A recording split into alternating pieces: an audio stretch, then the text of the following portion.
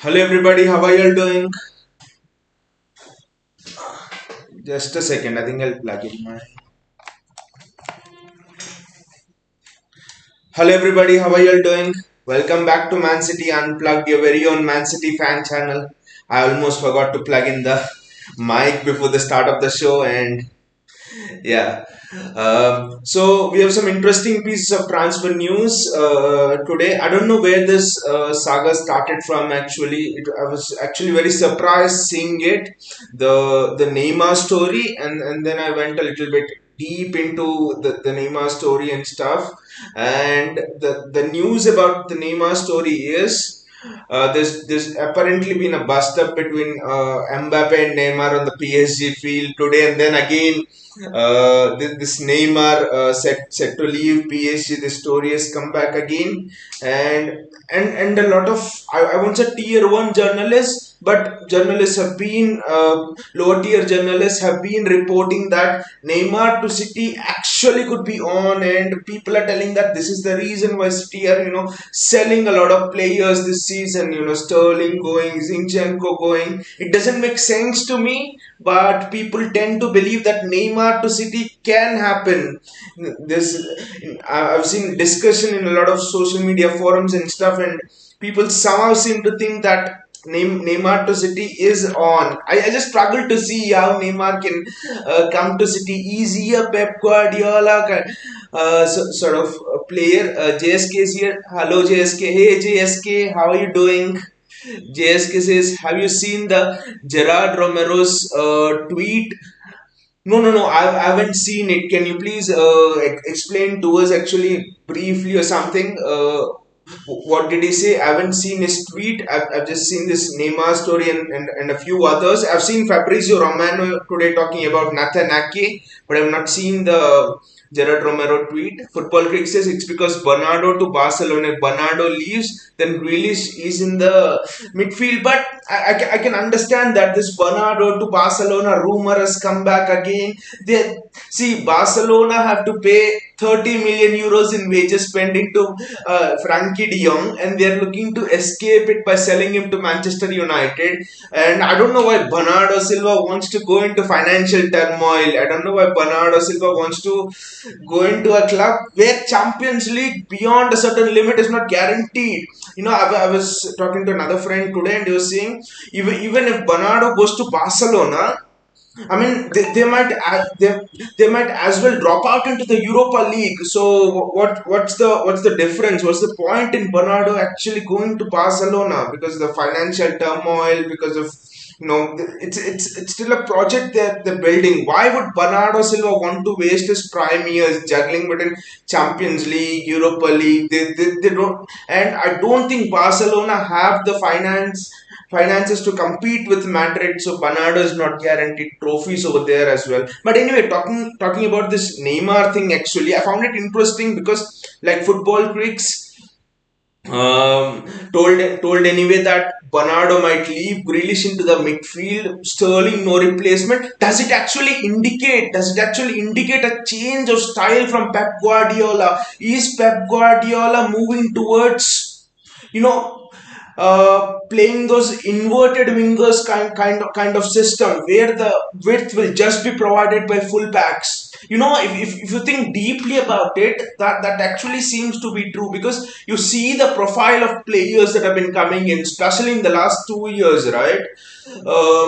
Since after Sane left, especially Alvarez, someone who cuts in, can hold the width, but someone who primarily cuts in. Mahrez cuts in. Phil Foden is a player who likes to cut in. Jack Grealish, inverted winger. Cole Palmer, potentially an inverted winger. So suddenly, if you see these kind of players, you see, and why we are not into sign a replacement for Sterling. I think Pep really thinks the system to go forward, the way to go forward, the future for this club is playing with fullbacks providing the width and playing with inverted wingers. I will not be surprised to see if Phil Foden gets shifted onto the right wing to play this inverted winger system. Phil Foden on the right wing would actually be perfect cutting inside.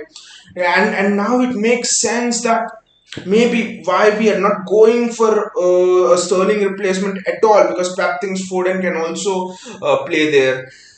No, football trick says there is miscommunication that Neymar is having behavior issues. Yeah, he does, but not much. People are trying to make this fake thing. Yeah, yeah. I mean, I've always thought that it was a fake thing, but I've also thought what are the probabilities, because in a transfer window you can never say never, right? Anything can happen in seconds, the market can change in seconds. I just wanted to assess, see the pros and cons. What is the possibility of Pep bringing in a Neymar? Does he fit the system? 3 4 years ago, no, absolutely not. Sane, Sterling, that Centurion season and stuff, wingers marauding. But right now, actually, I would not be surprised if we went for Neymar with this inverted winger system. In the past, City would not have signed a player like Neymar. 30 years of age, injury record, and stuff like that. But who knows? Does Pep feel that I can unlock the potential of Neymar? Does Pep see something in Neymar that no other coach has seen? I do not know. But right now, for this thing, Neymar thing, I would say it's again a load of rubbish. But we can't absolutely strike it off. There really seems to be some possibility of Neymar coming to us. It could be, for me, I would say 20% or maybe less than that, but still there is a possibility, especially looking at the way Pep is sending players out this season, selling them, grinding out a system. It's gonna be a new style of play, I think. Football fixes, yes, Pep wants UCL badly. That's why they're going for it, because he will be an X factor, and I'm big Neymar fan from Barcelona. Is that X factor thing is correct actually? Because De Bruyne, Neymar, Haaland, Alvarez, I mean, the defenders would not be able to handle them. Just imagine a front three guys of Neymar, Haaland, and potentially an Alvarez or a Riyad Mahrez. That would just be too hot. I mean, even Neymar, Haaland, and a Foden. That would just be next level. But for that to happen, I think, like JSK was also mentioning earlier, I think Bernardo to Barcelona. I think we have to lose one of the other players for Neymar to come in potentially. Especially, I think that deal will only happen if Bernardo goes. Otherwise, I don't see anything in this deal at all, because you can't bring in Neymar with you spending £100 million on Jack Grealish last season, right? That would limit the playing time of Jack Grealish. That would mean Phil Foden might get less minutes with Neymar coming in. Could upset a lot of players. Football tricks is Foden wants to move to right wing. He already told. I don't know. I feel we may sign Neymar. I think 3 4 weeks back the same thing appeared about this Neymar to City. Back then it was a load of rubbish, but right now going a bit more into it, man, I do think, like you said, signing Neymar appears a greater possibility right now, with especially after the sale of Sterling. Back then, there was a bit of hope 3 4 weeks back that maybe Sterling could say it was, even though Chelsea going to Chelsea was guaranteed, maybe there was some hope. But now with Sterling gone, with us not being linked to, what happened when Sterling was gone, we expected us to get linked to a Serge Gnabry, get linked to a Isaac, get linked to a Rafael Leao and stuff. But I think even the sources around City are telling that Pep is not interested in those direct wingers at all right now. This for me points to, I think this for me tells me that Pep thinks this season the competition will be tougher. This season we will not be able to win the Premier League or win trophies if we go and play the old style, because teams have, especially towards the fag end of last season, when we have dropped some points, you would have seen that teams are beginning to cope with our usual system. Teams are beginning to cope with man marking De Bruyne, with blocking away the midfield and stuff. Pep wants to get around this. Pep wants to play, create a new sort of style that will take up opponents time to adjust. Pep doesn't want to do the same mistake that he has committed in that 2019 18-19 season. After that season, we won the title and then we conceded to Liverpool. The next season, the system just became too stale, until even 2020-21, the COVID hit season, until November. Even in November, we were 7th, right? That season. And after that, Gundogan's false nine and everything changed. So Pep, this time doesn't want those old mistakes to happen. Pep is really looking to make it 3 in a row.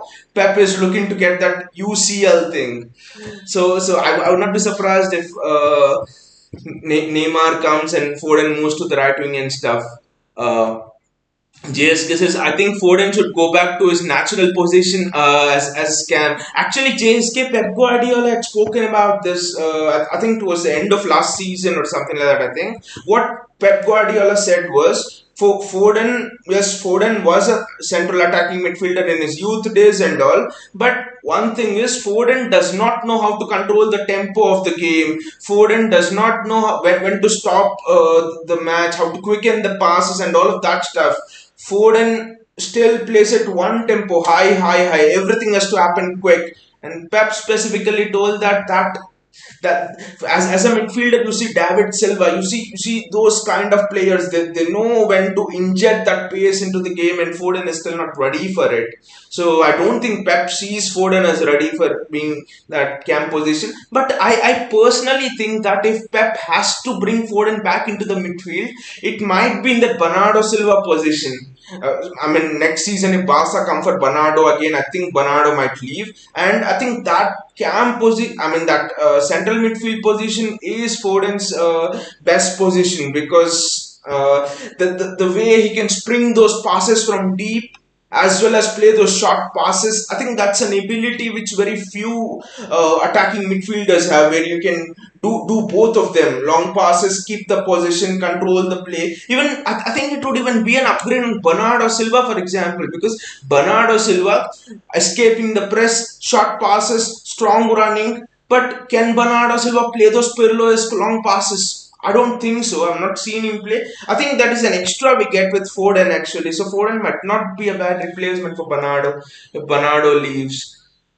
Football Trick says Frankie moved to United. That's why Bernardo to Silva to Barcelona is happening. I mean, regarding that Frankie move, I think one of the it was from the Telegraph. I think James Ducker or someone. So he said that United are prepared to wait for Frankie De Jong even after the season starts. They're prepared to wait till the last day of the transfer window. I think if Barcelona sell Frankie De Jong in the last day of the transfer window, I don't think they can come to Bernardo and City will sell him after the season started. So I don't think that is a possibility. And it's a strange case. United are just being bantered yet again. I think I've never seen this happen, that a club, a player doesn't want to come to the club, but the club is discussing terms with the other club. Generally, it's the other way around, right? The player wants to come, but the club doesn't want to sell, and the other club pays the amount to the club. But here, the player doesn't want to come, and I don't know why United are going after someone who doesn't want to come at all. That is where they have fallen. Now they're reluctantly dragging players to their club, players who don't want to be there. Uh, Football Trick says Pep had met Neymar representatives and he says he has to cut his wages. I think Neymar will cut his wages if Pep talks to Neymar. I think the deal is happening. But for me, the biggest problem with this deal is we have not signed such a player in the past, a player whose 30 terrible injury record has no resale value, and a player whose attitude is questionable. I just would not say attitude on the field, but attitude off the field as well. And you might say, well, footballers' personal life is their life, and what we have to see is the professional thing. But Pep Guardiola seems to take a bit of interest into the personal life of the players as well. Personal life in the sense of how do they sleep, I mean what do they eat, what do they do, bit all of these things. So I don't think it would be the most un-Pep Guardiola sort of signing. We tend to concentrate a lot on the background of the player as well before signing him. So everything points to me that it's the most un-Pep Guardiola sort of signing. But you do not know what can happen. JSK says instead of Bernardo, they should go for a CDM because Busquets will leave in 2023 and they will be out of CDM and they will end up in Europe. JSK, I hope this is not true, but maybe Barcelona is thinking, okay, Busquets will go in 2023, but then we have Rodri there as well. So in 2023, let us bring both Rodri and Bernardo Silva. I hope Barcelona is not thinking like that. you look at the replacements we have provided Barcelona in the last few years. Eric Garcia, centre back, he's developed here a bit and is gone there. Now they want Bernardo Silva.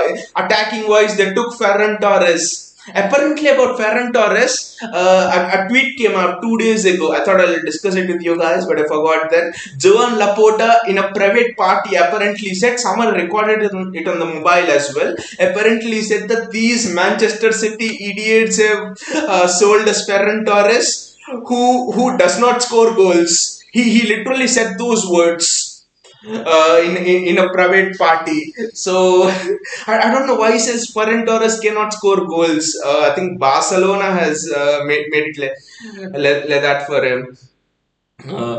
Uh, Swami says Ney combining with Pep will be fire. We know that what Neymar can do. Seeing an attacking line of a complete striker Haaland and a Brazilian maestro Ney will be what people ain't ready for. You know what people ain't ready for, Swami. People are not ready for seeing all of those antics of Neymar. I now have concerns about the fitness of Neymar. Just imagine Neymar coming to City, right?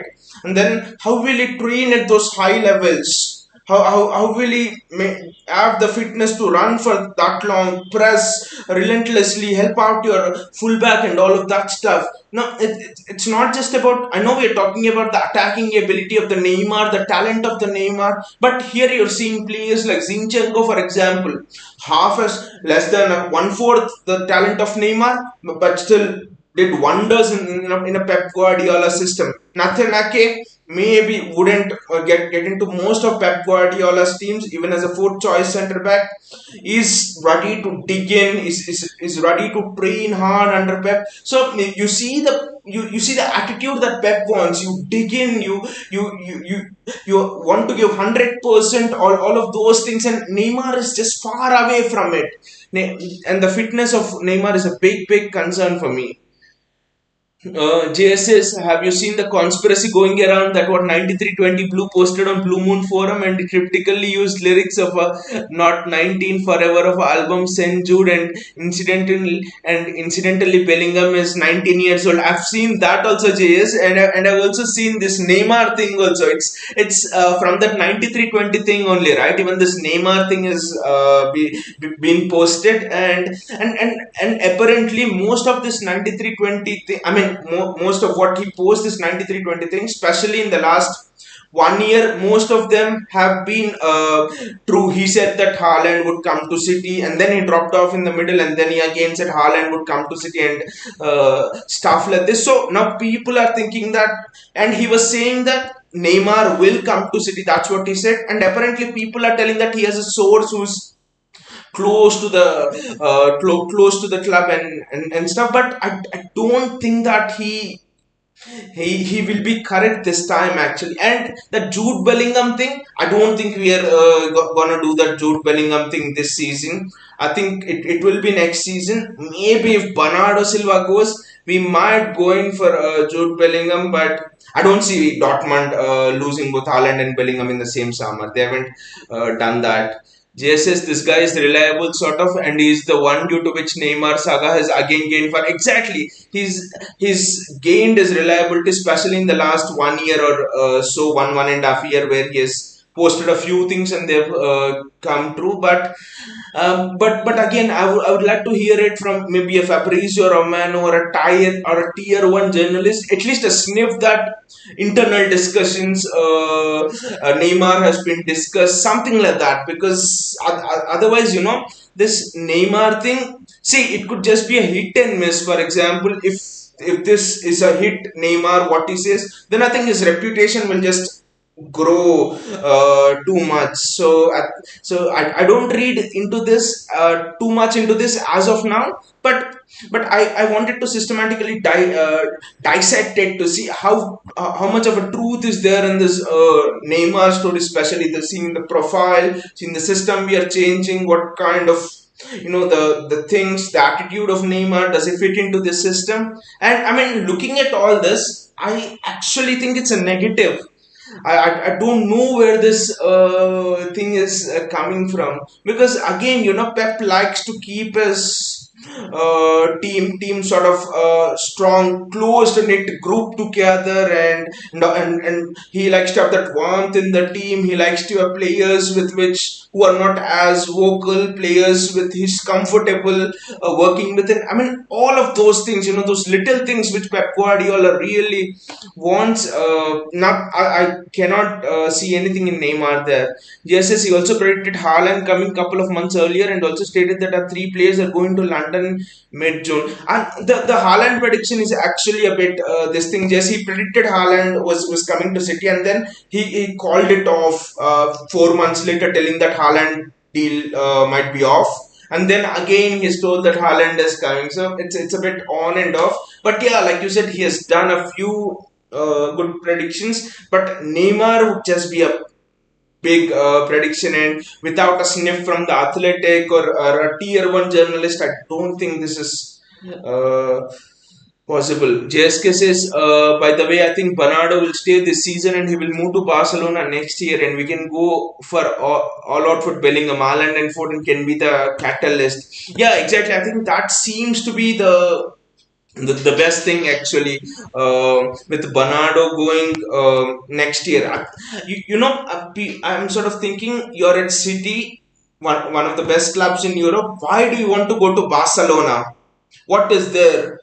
But then you just look at what Cristiano Ronaldo did all of those seasons ago. United was the best team back then. They won the Champions League, and then Cristiano Ronaldo went off to Real Madrid. So I do think it happens with players. Especially there have been examples of Portuguese players, South American players doing that in the past. So I think one more year, if we can pull out of Bernardo Silva, I think it will be this year. This year will be the last. And also we have been again linked with Matthews Nunes today. I think the reason for that is this Barcelona links reappearing about Bernardo Silva, but I don't think the time frame is short. Sending Barcelona Bernardo Silva off, bringing in Matthews Nunes. I don't think this season it's possible actually. JSK says, lol, they are not getting Rodri anyway. It's common sense. Exactly. It's more than common sense. But Barcelona, but you never know Barcelona. And also Rodri signed a new contract. I know. But you never know Barcelona. I before the season thought that Barcelona are never getting Bernardo Silva. Did you see any indications that Bernardo Silva might leave the club before the season? He was so much loved by the fans. He had stellar season. He was in the Premier League team of the season and stuff. So you can never say never with Barcelona and Real Madrid. But then again, I really hope that it's we really end this pull of Barcelona and Real Madrid, and we just keep hold of all of the players. Vinay says, Bain are right. Barca survival is uncertain.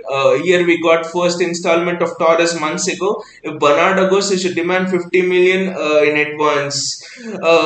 I think the add-ons. It's important that we keep the add-ons to be as less as possible, and not 50. I would even say pay 60 million in advance at least, because that's the thing Bayern did right with Lewandowski, and that is the issue between Bayern and Barcelona. Utkarsh says, remove a player from Man City, they aren't going to perform this well.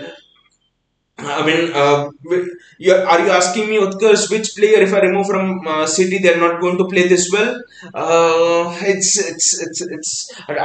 don't know, it's tough. I would say Rodri, actually. I would say Rodri, because the CDM is the brain of a Pep's team. But then you would also say maybe one of the centre backs, because especially Laporte, I think, because you've seen we have struggled last season at the end without a centre back as well. So, but I would say CDM. If we remove a CDM, then we might not do play as well. Any of the attackers, you have so many players to replace each one of them. Utkarsh says Neymar is a deadwood. He's not good for West Ham. I think he would be the best thing for Newcastle. Go to Newcastle, enjoy a bit over there, and then just end off your career.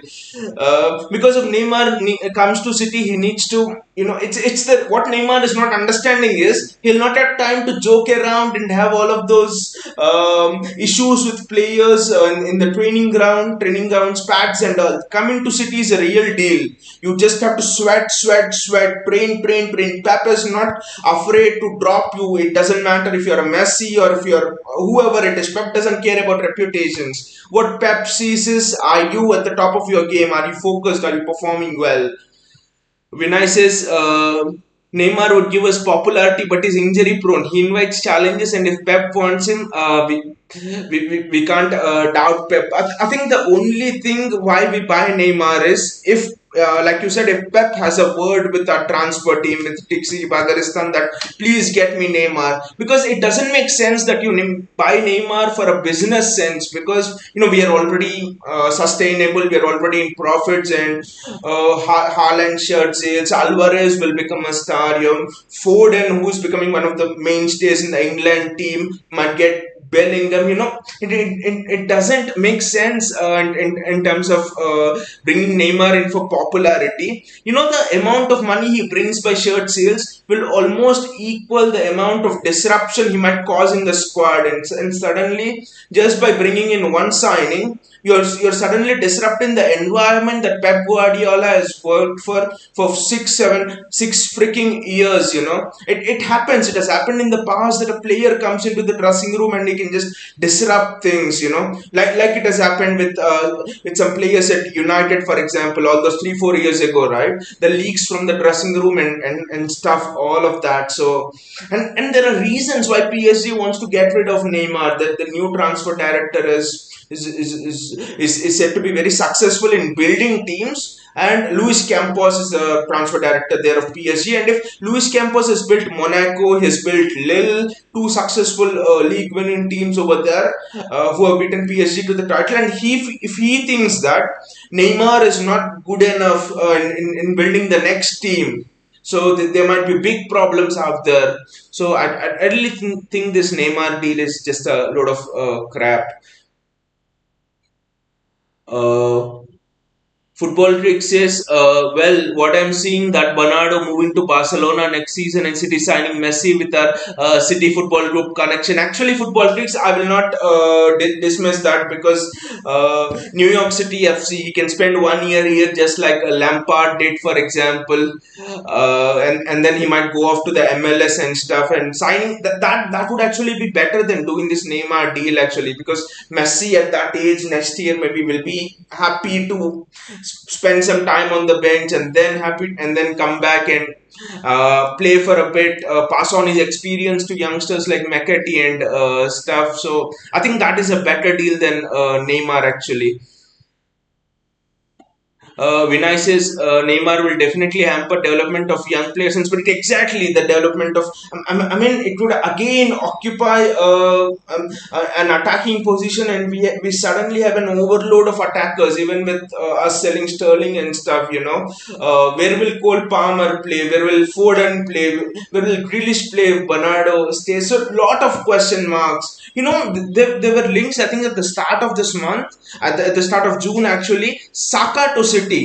If we were so much serious about bringing in a top quality player, maybe we could have, and kept our future in mind, we could have brought in Saka. And at the time, we discussed on this channel that bring outright, we do not want Saka to come to this club, because that would hamper the development of a Cole Palmer, and it would send wrong messages to the youth system. It's again the same reason why Neymar would not be good. I don't understand this, right? We do not have a left back.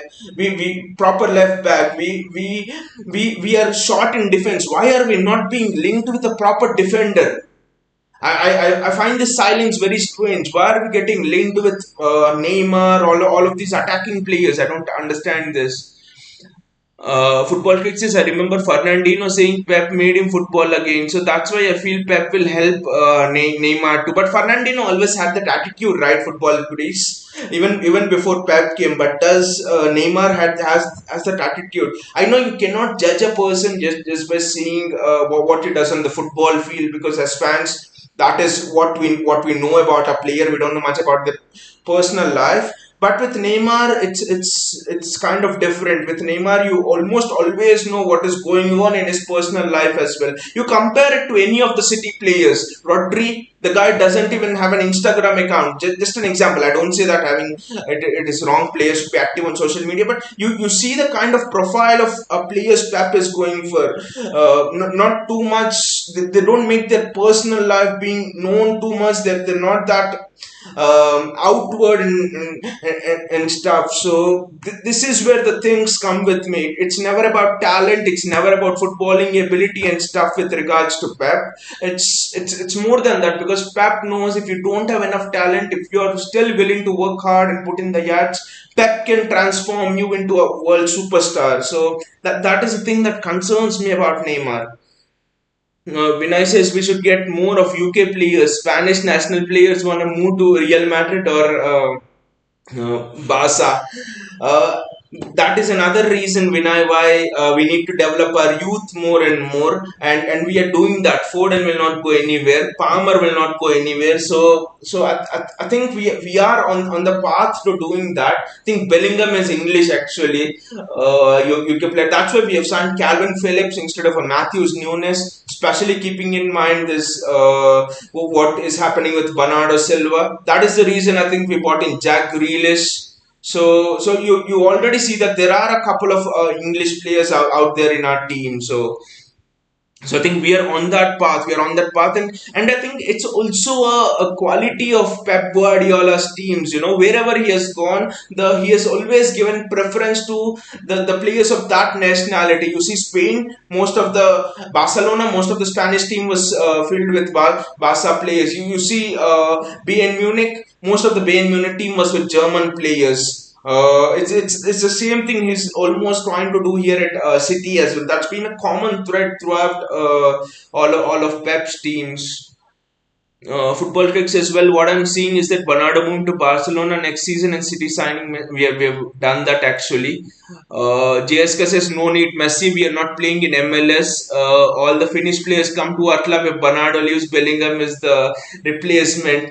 I think we don't buy Messi to replace someone. We just buy Messi because he could be on the bench and he could give some advice to youth. The youth will develop under him. If we buy Messi, the thing is, unlike Neymar, he would not be blocking the path of anyone actually. He would be content to sit on the bench knowing that his time is almost on the end, and he would like to be a mentor rather than trying out for playing time.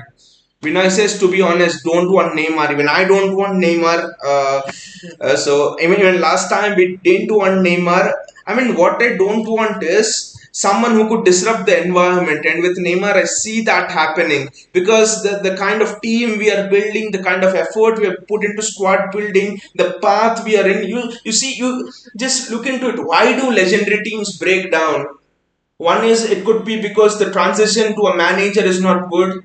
It could be second is because maybe the transition from one era to another might not be good, and the third thing is maybe they could bring in some bad influence in the dressing room, and that influence could divide the players. It could divide the players in the sense the environment till now is different, and with the arrival of that player the environment might be different. There could be a start of groupism sort of a thing which is prevalent in PSG, by the way, and all of these things, lot of issues beyond the football thing out there. That's why I don't want Neymar to come. Let us be how we are now. Don't bring in things like Neymar and stuff. Neymar might be given football fixes. Neymar might be given iconic number 11 jersey which he wore at Barca. No, football fix. Honestly, I don't want Neymar to be at the club, but I don't know. We'll see what happens if we get him. Just as Neymar is a brand, he won't give up number 10. It's exactly just like Cristiano Ronaldo, right? Just like CR7. JSK says if you want big players, then go for Mbappe, Bellingham, Pedri, etc. I don't want the club to be a playground of Finnish players like Messi, Ronaldo, Lewandowski. JSK, last season I was very worried when we got linked with Cristiano Ronaldo. I was like, why? Okay, it's good he went to United, but just imagine if Ronaldo would have come to us. it almost would have been that we would have had to adjust our system to what Ronaldo was doing. I mean, honestly, many of my a few of my friends who are United fans, they believe that if Ronaldo hadn't come to United, Solskjaer would not have been sacked. They say that Solskjaer was preparing a certain kind of way to play, and Ronaldo had just disrupted it. And the same thing would have happened if Ronaldo came to City. And there's news from Chelsea as well today. Tuchel has said to Chelsea's owner that I do not want Ronaldo at any cost. It doesn't fit my system. So you see where the coaching is going right now, what the managers are doing. You see how Conte, for example, is recruiting at Spurs. You see Klopp's recruitment at Liverpool. You see what Pep has always done at City. Players who fit the system. Zinchenko fits the system. In isolation, if you just sell Zinchenko to a Premier League club, which club do you expect to go for Zinchenko? I would say maybe a Southampton or a Brighton, those sort of clubs. You would not expect a top six club or a top four club to go for Zinchenko, right? So Pep is someone who always believes that the whole is important, the spirit is important. Spirit is what wins you titles. Individual players might win awards, but to win titles, you need that spirit. So, I mean, looking at it this way, that way, we have dissected it almost in all of the directions. And I don't see any way how Neymar can fit our style. I would just be stunned actually if we sign Neymar. Football Freak says the rate of JSK that Real Madrid fanboys up for you.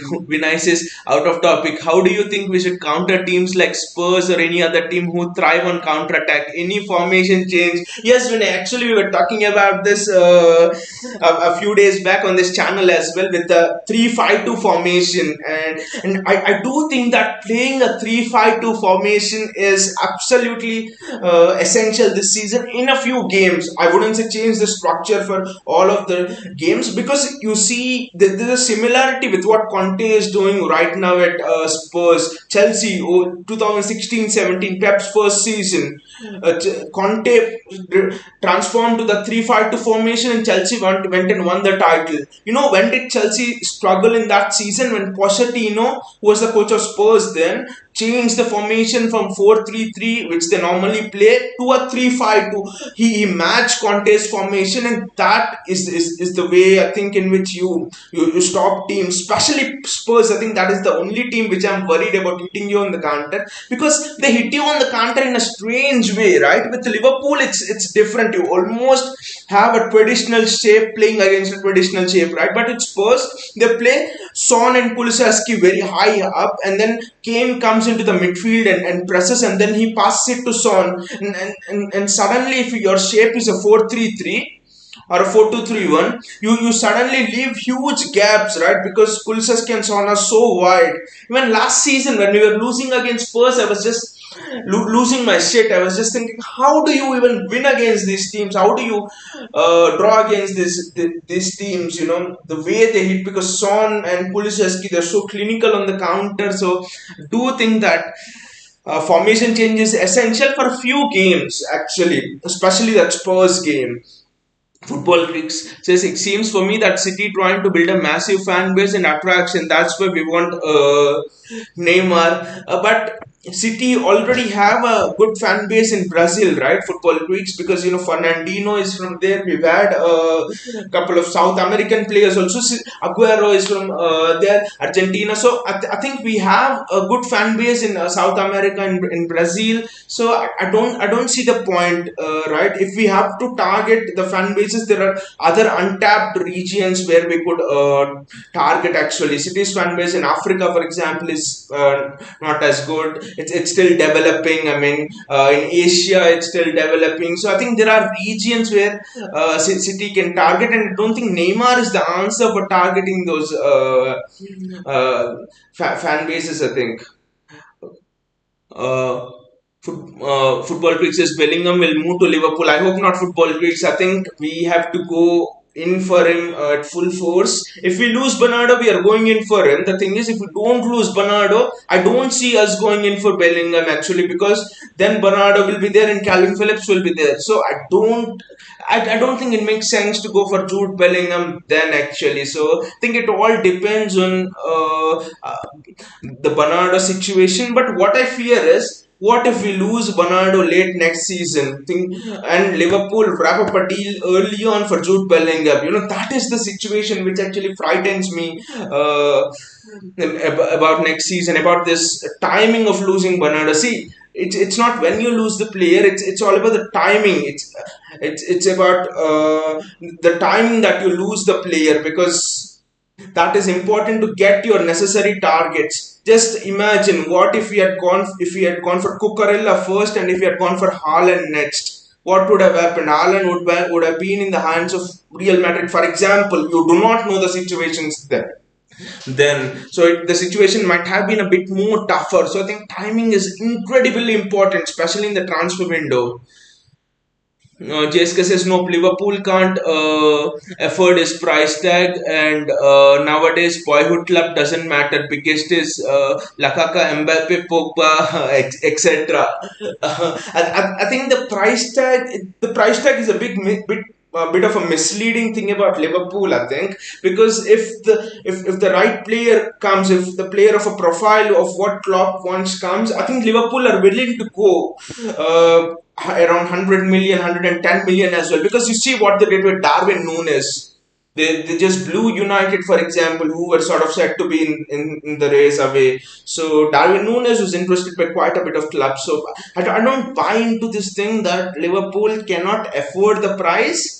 That they can, I think, but they choose to spend very selectively. They don't just throw the price on spots they think are not absolutely necessary. See, now with Mane going, signing a Darwin Nunes was absolutely a necessity. Otherwise, Firmino is old, Mane gone, one more injury, for example, Salah is getting old, for example, contract situation, that entire front line would have collapsed. So if there is a necessity, they'll buy. Otherwise, they'll buy, yeah, sort of young players and stuff.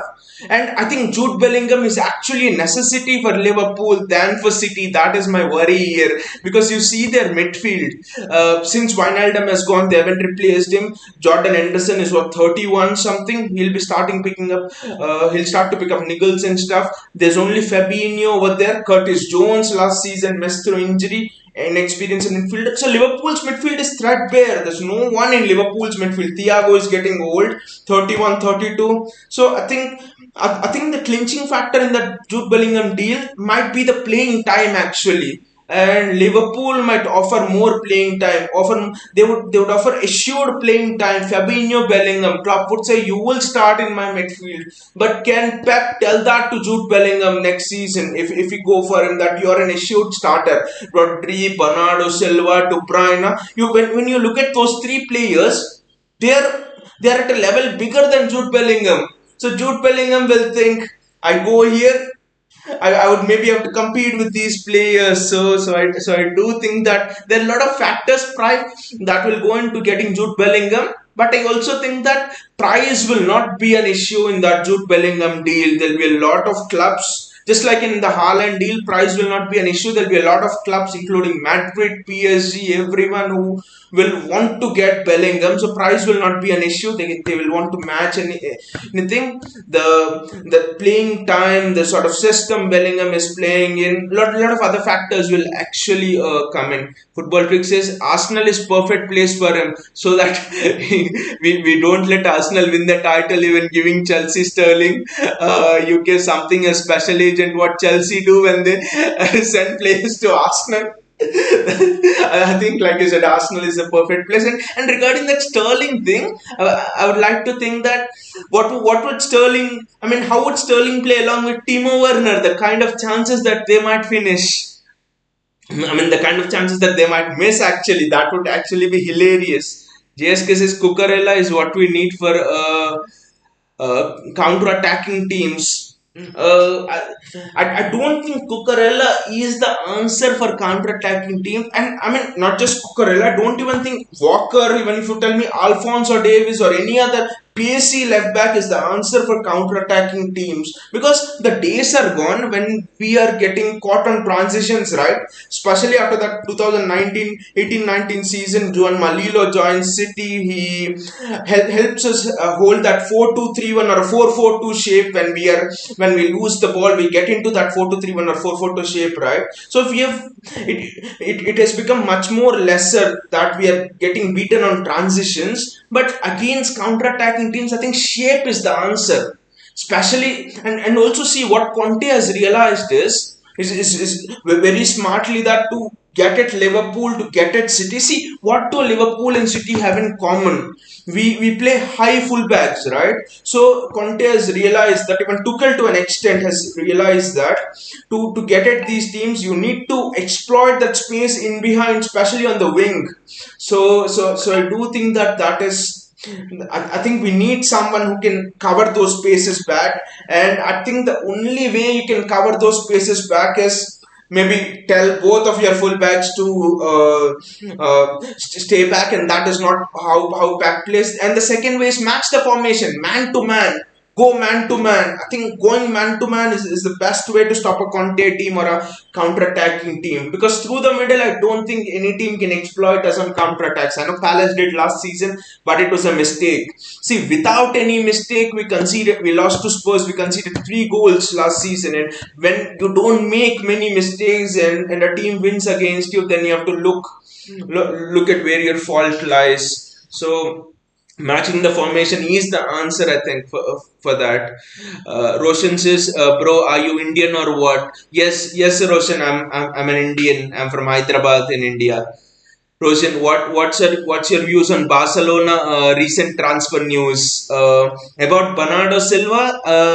I think the thing for Barca is, like we've been discussing on this show all day long, that Barca have to sell Frankie De Jong because they don't have funds to get in Bernardo Silva. But we on this channel, as a community, we are hoping that Bernardo Silva stays for one more year. He stays for one more year so that we can get a suitable replacement for him. Maybe a Jude Bellingham. JSK says a full faith in City. Won't sell Bernardo without finding a replacement. We didn't even sell Ake to Chelsea, who is way less important player than Bernardo. Coming to this Ake news, I want to talk about this to you guys as well. It's surprising for me because just 2 days ago, we thought that Ake is almost a sure shot to Chelsea, right? Because personal terms were agreed. And generally, when personal terms with another club are agreed by the player, City don't tend to block the move. It's just not City. It's many clubs that just tend to let the player go. The news from City is City won the guaranteed 45 million pounds for Nathan Ake, and Chelsea are not ready to match that, because Chelsea feel they could maybe get a Kim Pembe or even a Jules Koundé at that price, at 45 to 50 million pounds price. So and also another thing, the news is that Ake has had a long chat with Pep Guardiola, and that is why Ake has been convinced about staying at City. So that's interesting about what Pep would have told Nathan Ake.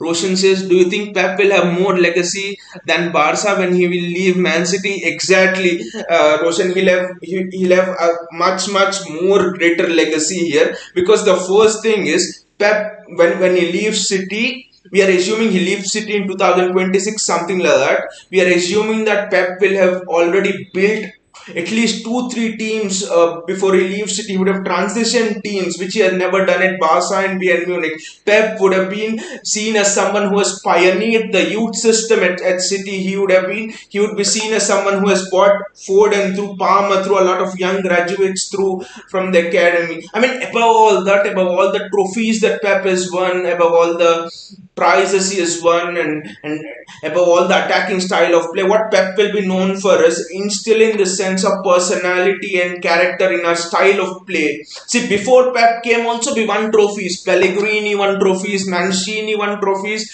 Pellegrini took us into the semi-final of a against Real Madrid. He took us to the semi-final of a Champions League. Pep also took us into the semi-final just once. But the thing is, under Mancini and Pellegrini, if you ask me, how does City play? We're like, we didn't have a distinct style. But now if you ask how does City play, There is a distinct style to the way we play. There is a distinction in terms of that movement, that terms of that passing, not just footballing wise, but the attitude a City player will have. It's just refinement. It's about caring about the smallest of details. So Pep will have a huge legacy, a legacy that I think I'm very sure that Pep will have a statue built for him outside the stadium. I think Pep might be the first manager in the world who's had a statue built for him outside the stadium. So the legacy will be huge. That I mean, I can't even express it because it will be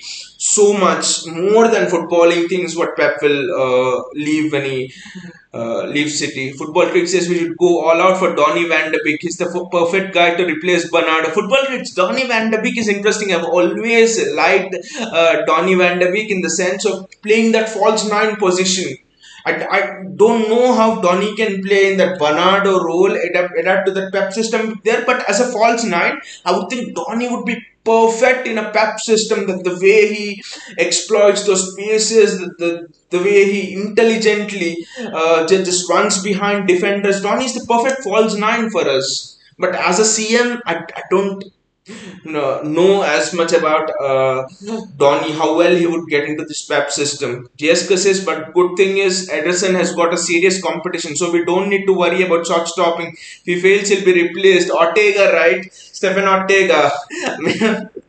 I've seen a few clips of Stephen Ortega. His passing is actually good. It may not be at the level of Ederson, but Ortega's passing is good. Something he can work upon to fine tune it, and his shot stopping is something else. And the interesting thing about Stephen Ortega is Stephen Ortega had better financial offers than from City, but Xavi Mankesdor, who is the goalkeeping coach at City, and also Pep Guardiola, both of them have personally spoken to Ortega and has come here for a much less financial offer. I mean, that shows the endeavor of Stephen Ortega to learn, because Stephen Ortega had a much better financial offers from elsewhere. Stephen Ortega had assurances that he would be the number one elsewhere. He has left all of that comfort zone and he has prepared to join a club where he might be just sitting on the bench and just playing the FA Cup and Carabao Cup all season long. Will be getting less wages. Why?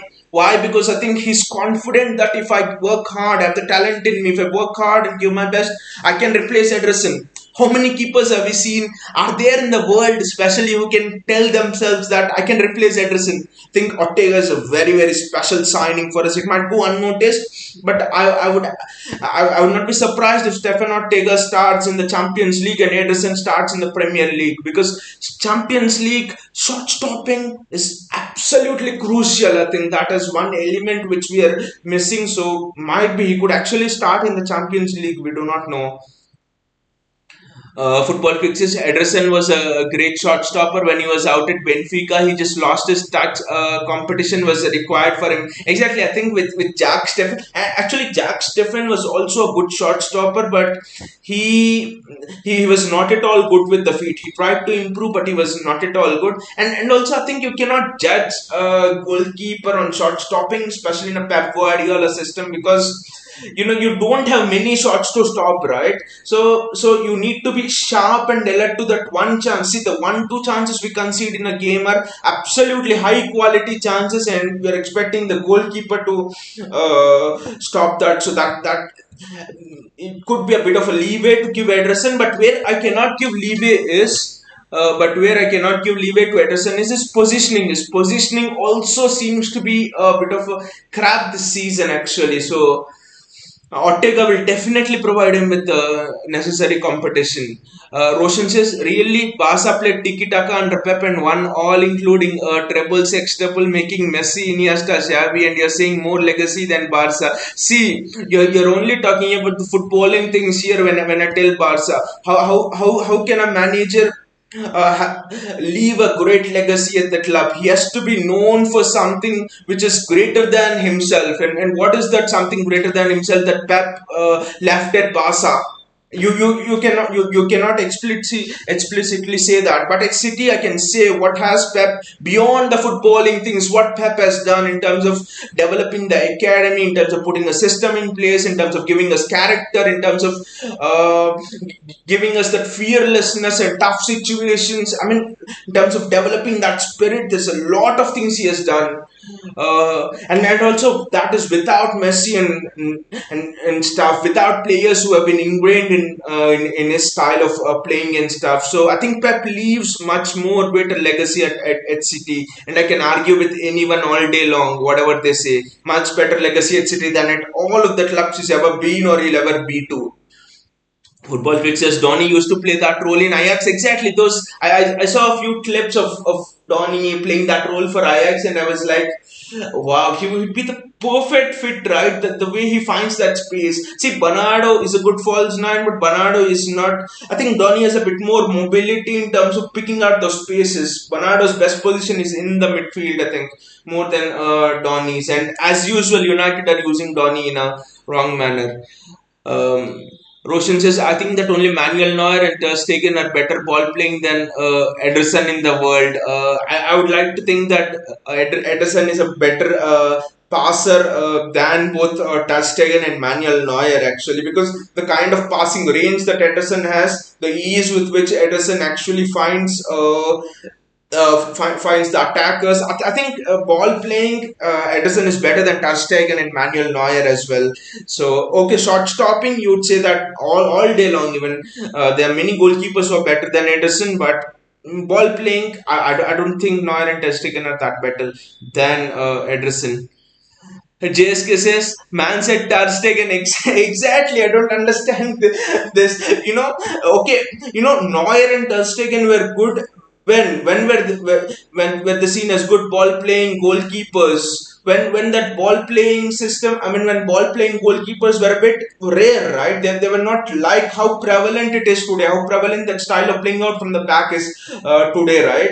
So at that time they were good, but today there are better ball playing goalkeepers than a Ter Stegen, than a Neuer and all. Okay, they might have started it, Ter Stegen and Neuer. That doesn't mean that you have perfected it, right? Ederson is levels ahead of them.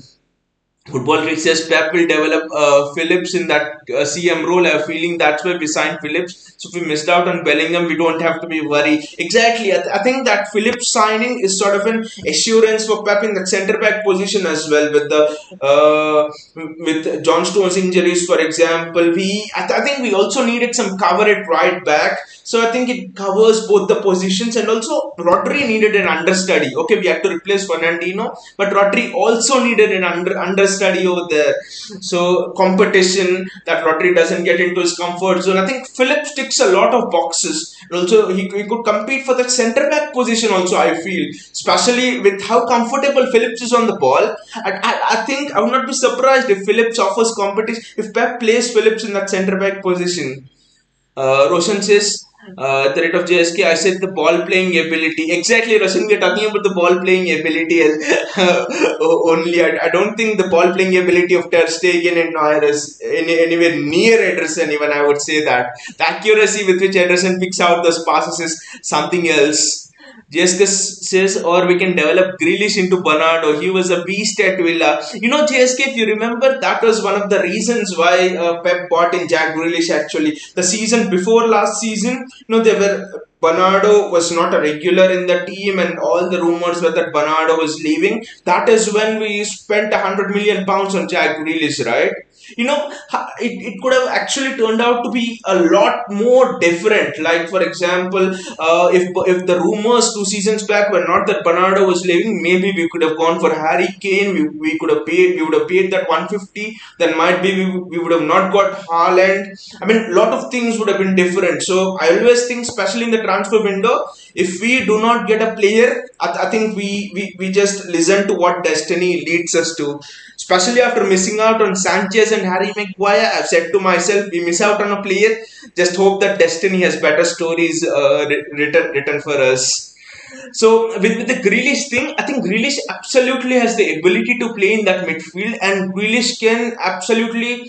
I mean, he loves to run in those open spaces and stuff. But the only thing with Jack Grealish is he's a bit slow to turn actually, and I think I doubt he. My fear is he might be caught in that press against a Liverpool with Fabinho pressing you. Bernardo Silva turns. Can Jack Grealish take the ball under pressure? Those are some unknowns with Jack Grealish, and I do think that Jack Grealish has a greater development curve because he has not played that position that much as well in the past. He has a greater development curve, but I think Grealish could be a good replacement for Foden as well. Sorry, for Bernardo as well. Roshan says, bro, you haven't seen La Liga then, right? I've seen a lot of La Liga. I will not say that I always see La Liga, but I've seen La Liga. I've seen how Ter Stegen plays. Seen him. I've seen how Neuer plays. So so it's. I think you have not seen a Premier League or seen Ederson play, right? Roshan says, bro, how can you say Pep has more legacy at City than Barca? If there is referendum, just now 99% will vote to Barca, even pundits, and we know why they will vote to Barca, right? We know why they'll vote for Barca. All of the truth will be blinded and they'll vote to Barca. But the reality is, bro, Roshan, you're not able to tell me. I asked you that beyond the footballing thing. What has Pep Guardiola done at Barca that he will leave a larger legacy than a Johan Cruyff, for example, or than a Frank Rijkaard, for example, or other managers? There are other managers who won Champions Leagues with you, right? Much lesser managers. So, what is it that he has done beyond the footballing sense? If you ask me, not just City, Pep has transformed how football can be played from the grassroots in England. You see, lower level football teams right from the under 13s, under 14s, playing, splitting those center backs, playing out from the back, all of those things. That is the legacy that Pep has left. So tell me one point beyond the footballing sense, Roshan. What has Pep done at Barca? What that you will say that he has a greater legacy at Barca. Football Fix says we will send Nkunku. I know it as a Bernardo replacement. Football Fix Nkunku, but.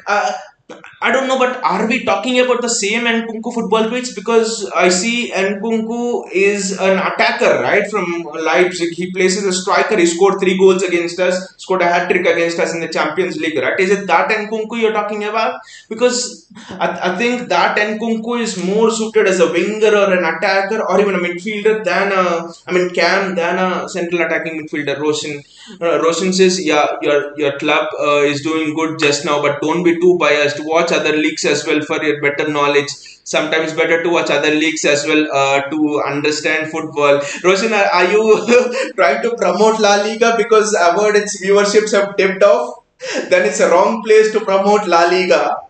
Why would we actually want to watch your league when we have the better product, right? We have the better product in terms of competitiveness. We have the better product in the Premier League in terms of the teams competing for the title, in terms of the best managers around, in terms of the best manager at our club, in terms of how the youth are coming. Lot of things about the Premier League. I think the championship in UK has more viewers than La Liga. So so if you're trying to promote La Liga, then sorry, Roshan, you come to the wrong place because all of us here can argue forever about why Premier League is so many times better than La Liga. JSK says, and about pundits, they will even vote Burnley over City. Exactly, that the pundits are all like they will do anything blindfolded. You've seen this season, right? How biased the pundits are. There's this channel called this. I don't know what is the name of the channel, but a few pundits come. DD Herman, and all of those pundits come. And whenever City play in a Champions League match, whenever City, even though City have won 3-0, 4-0 in a Champions League match, they always say that Pep will never win the Champions League till he's at City. Pep needs to change his style. Pep is not good enough. I don't know why they're so blatantly biased about City. I don't know. Roshan says because in La Liga, Ballon d'Or winner plays in La Liga. UCL club winner plays. That's why Bernardo wants to come Barca, even though he's doing great at City. But the deal has not happened, right, Roshan? This is all speculation, and also like you're again talking about the awards. When I'm asking you why is La Liga best, Roshan, you're talking about the Ballon d'Or winner plays there. We have won the Champions League and all of that. See, you're not telling me anything regarding the spectacle. Why we are football fans? Regarding why the football is competitive there. Uh, but in Premier League we might not have a Ballon d'Or winner, but we have excitement week in and week out. Even when smaller teams play, even when the bottom teams play, we have excitement here in the Premier League, which is even when a Burnley, for example, used to play in the previous seasons, or when a bottom team plays a top team, there's always a chance that a top team upsets a bottom team upsets a top team. Is how much of a chance is there in La Liga? Roshan, tell me. Not much of a chance, right? You're again missing the point here. You're only talking about the trophies and all, but here we are talking about the processes, about why it's enjoyable. We as a community here, we enjoy the journey, the process more than the rewards. Okay, we won the Premier League title, but more than the Premier League title, we enjoyed how we have got there. We always reminisced about those defeats against Crystal Palace, how we drew against Liverpool, how we won against Chelsea at Stamford Bridge. We reminisce all the moments. I think those moments are very important than the final awards at the end. You win because of what you do, because of those moments you enjoy. It's a journey for me that is more important. Football Critic says that's why Barca is on the verge of bankruptcy. Exactly. Roshan says in La Liga also bottom team beats Madrid and Barca last season many times. That's how, because they've beaten them because they were crap there back then. They were absolutely crap. But here in our league, in the Premier League, when Liverpool, for example, are even at their best, the bottom team can beat them. It's a fair ground. It's a much fairer ground in the Premier League. But again, spectacle, man, spectacle, and the moments are much better in the Premier League. Roshan says football tricks. Yeah, that's why Bernardo wants to come his dream club. Roshan, Bernardo never said that Barcelona is his dream club. I mean, and also he has never spoken to the media, right? And that I want to come to Barcelona, and he's never handed in a transfer request and all. What is the information regarding Bernardo from a tier 1 journalist like Fabrizio Romano? Fabrizio Romano said that Xavi is obsessed about Bernardo. The Barcelona board in their internal discussions have got Bernardo as a player. And after that, the rumors are coming in. Bernardo as a player never said. None of the City sources have said. None of the City journalists have said. No one has said that Bernardo absolutely wants to go to Barca. It's all speculation at this time. It's absolutely speculation. And here we are just discussing the worst possible cases. What if the speculation is true? We have never said here in this community that Bernardo Silva has himself said that Barca is his dream club and all. No, Bernardo has never said Barca is his dream club. Roshan says, "Bro, go and see his childhood." I mean, in the childhood, there are a lot of players whose favorite clubs are something else. For example, Jamie Carragher's favorite club in his childhood was Everton, and Jamie Carragher, he's a legend of Liverpool. So I mean, childhood, things change when you grow up, especially in terms of whom you're supporting and stuff, all of that. It doesn't mean that in childhood you did something, you have to just carry it through all of your life, right? Football Critics says, okay, we will see in 2 weeks. Football Critics, I'm very sure that Bernardo will not go. It's all speculation, that's all. It's absolutely speculation. And I mean, even if Bernardo goes, he's never said it's his dream club actually. Roshan says Madrid can win UCL sleeping well. City never won, even though we have so-called great team. That's the standard. That's what, Roshan.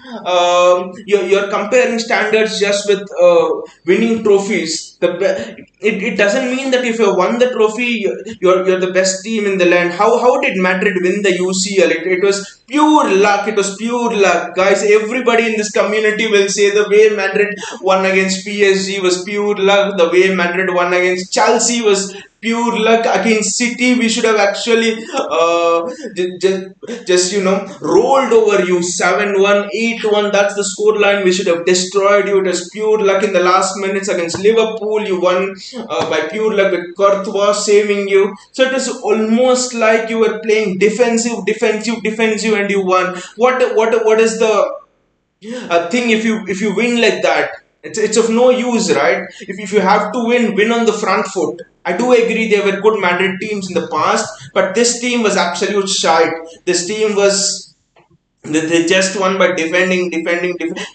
Also, they relied on their goalkeeper for getting them out of tough moments. You people won because the other team were not clinical. That's all, Roshan. Football fixes Mbappe favorite club is Madrid, yes, and yet Mbappe stayed at PSG, and Madrid fans are very upset that they have not been able to actually get Madrid or Haaland or anyone. Roshan says winning trophies matters. Winning trophies matters, but winning trophies is not the be all and end all. You can be very happy without even winning trophies as well. See, for example, I want City to compete for the Premier League title every season. I want City to compete for the UCL, getting into the semi-finals, the final season after season. I never sit here and say that as a fan, City have to win the Premier League, City have to win the Champions League. That is never, because as fans, if you're just expecting trophies, then I think you've forgotten the reason why you started following the game. The reason why you fell in love with this game is because you enjoyed it. You enjoyed those every 90 minutes. So I think trophies is just the result of it. Trophies, okay, you win the trophy, celebrate for one day. But that moments that you experience through the matches, I think that is the absolute essential thing. So trophies is not the be all and end all, like you're thinking. Football freak says, so where is he?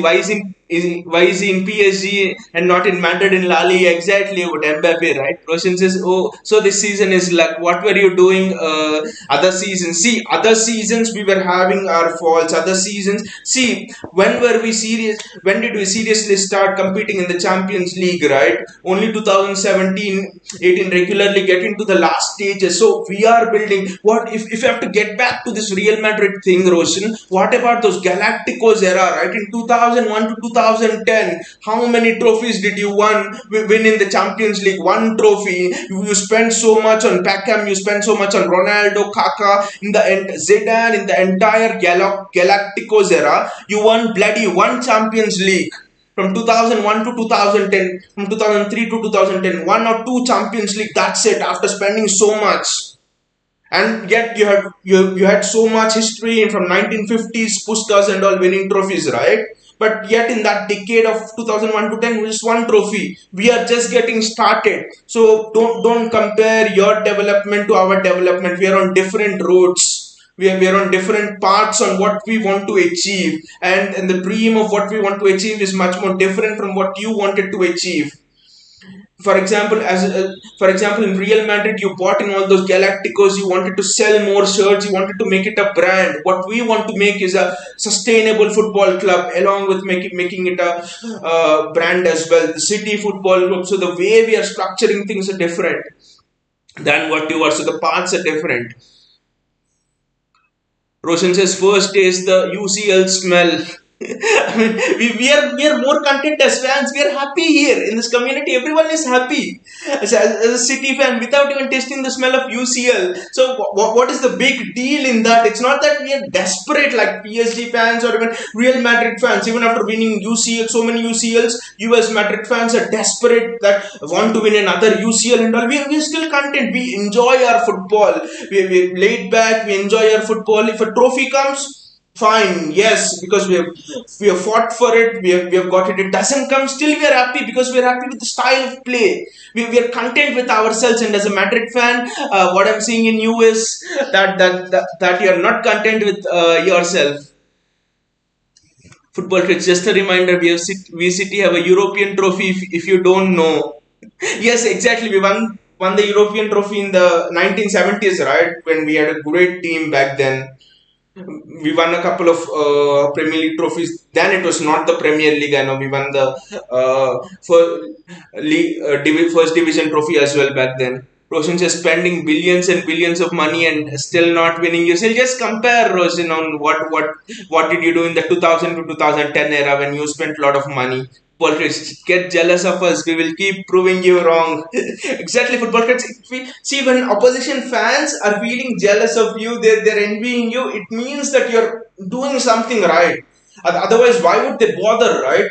Is he bothering about a Burnley or is he bothering about a Bournemouth? I don't even think he thinks about a Burnley or a Bournemouth. He never thinks. He's thinking about City because he sees us as a threat to throwing Madrid off their perch. Just wait for a few years, we'll throw Madrid off their perch, we'll destroy everything about you. Football Kit says, yeah, right. Why does La Liga have Emirates Airlines sponsor or Qatar Airways sponsor exactly? And they're selling their stadium rights also to them, right? If I'm not wrong. Roshan, okay, for some people, winning trophies doesn't matter, but we matter so far. I never said, Roshan, that winning trophies doesn't matter. Winning trophies matters, but what I said is, the journey matters even more. And as far as I can see from you, for me, you keep the journey less and you keep the winning trophies more. Then why don't you switch on the TV at the last day in the presentation ceremony of the La Liga? You might just see the presentation ceremony. If Madrid won, you can celebrate. For us, winning trophies matters, but the journey of how we get there matters even more. So that's why we are happy even if we don't get there in the end, because we know that we have been through that roller coaster journey. We've enjoyed the journey. Football fixes, why did your Barca had Qatar Airways as sponsor? Roshan, for what to be jealous? We are UCL winners, La Liga winners, and that's all right, Roshan. I can see, but we have a lot more going on around our club in terms of youth development and all of that than just telling that La Liga. And also, I think La Liga winner, and you're comparing La Liga with the Premier League. If Madrid was in Premier League, I think they wouldn't even be in the Champions League. They'd be struggling, right, to get into the Champions League spot as well. Roshan says 14 UCLs. See, again, that is the problem, Roshan. You're just talking about the trophies. You're just counting the trophies. But where are those moments? What are you more excited about Madrid beyond the trophies?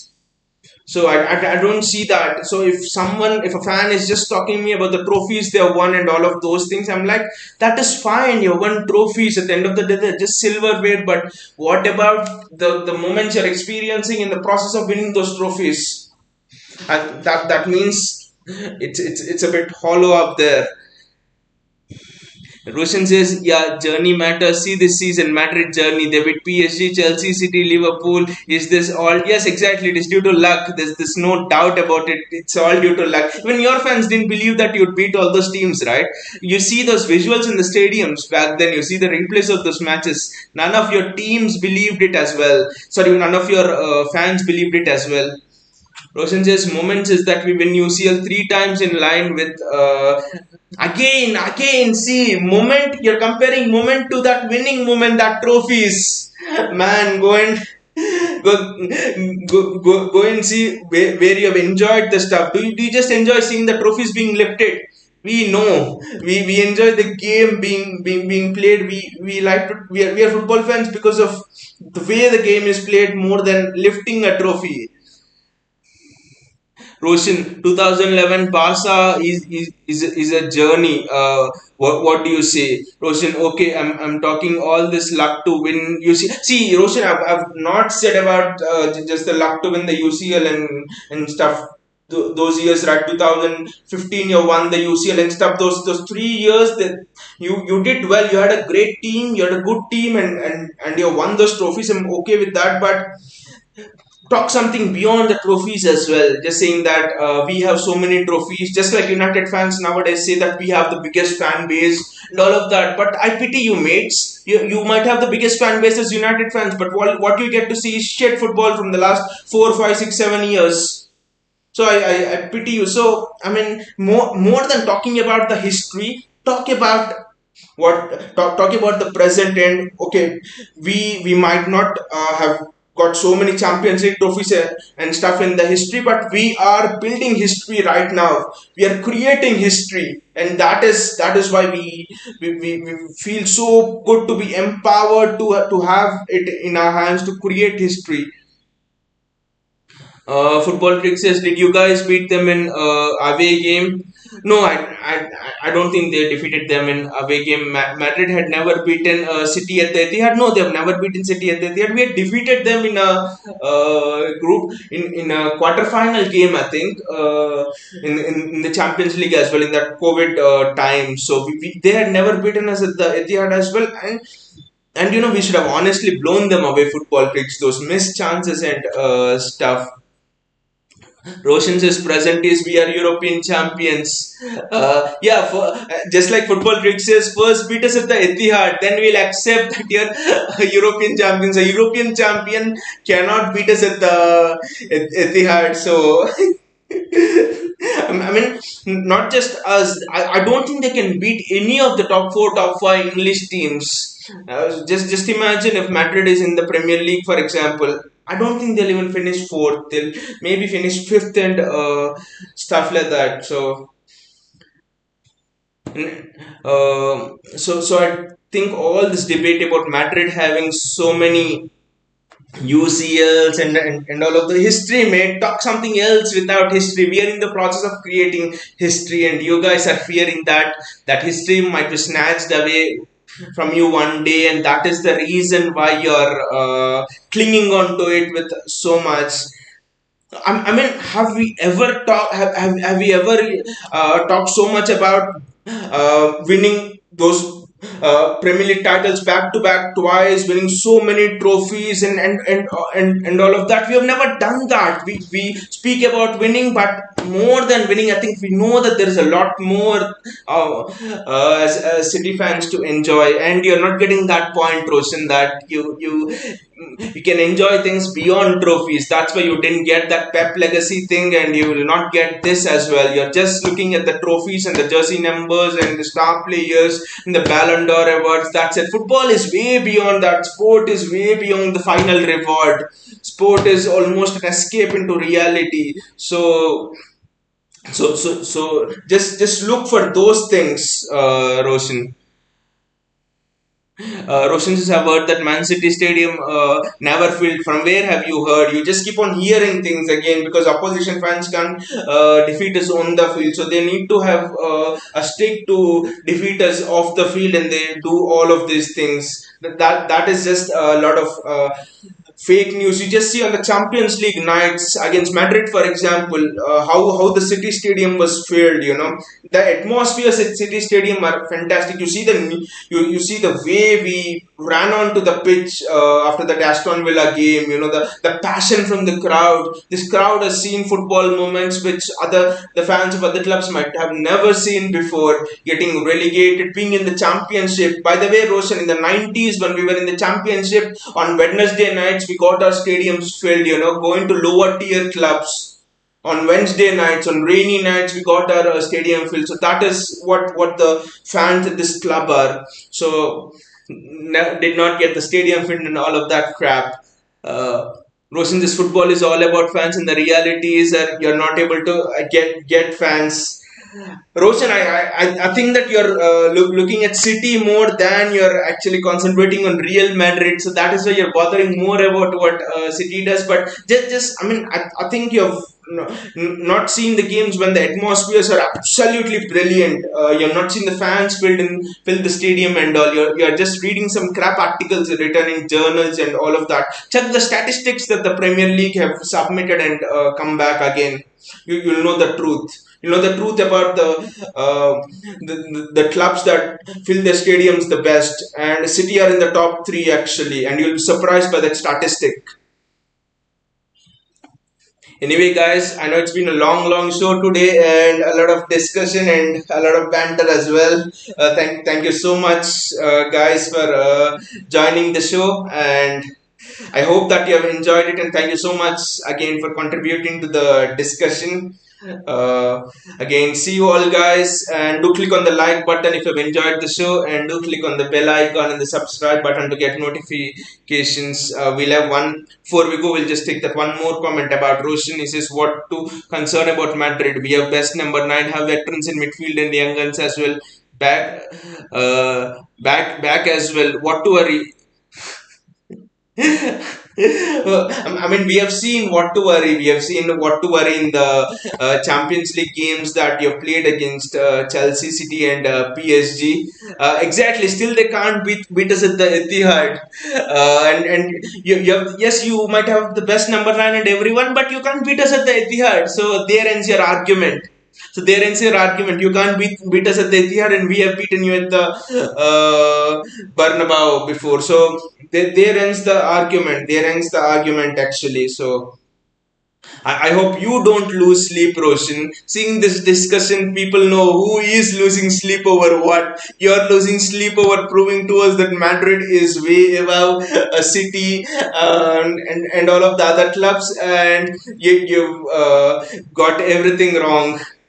Football Leagues is giving money to referee exactly and not playing against huge competition. He tells last season they won La Liga, but no competition. Barca was also not there. It was almost a one horse race. I think Bundesliga and the France League were more competitive than the La Liga last season, and even without that competition, they couldn't win their domestic cup. So, I think he just wants to prove that. I think Roshan realizes that even after winning the Champions League, Madrid are not getting that recognition. So he wants to. That's why he's just telling about the UCL, the trophy numbers and all. Roshan, it's you who are not going to get proper sleep today because all your efforts to prove that Madrid is much greater has been rebuffed. Madrid is City is in a big position, is the best club right now. Even the Madrid are the UCL winners, it doesn't matter. City are the best club. Everyone knows it's we are the best club in terms of playing style, in terms of the youth system, the manager, everyone. So football freaks is half of it was corrupted. More than half of it was corrupted. Roshan says, don't need to prove you, bro. No, not proving me. I'm telling, proving it to yourself. You yourself are not able to be content that with the fact that Madrid is not getting enough recognition by not winning the UCL.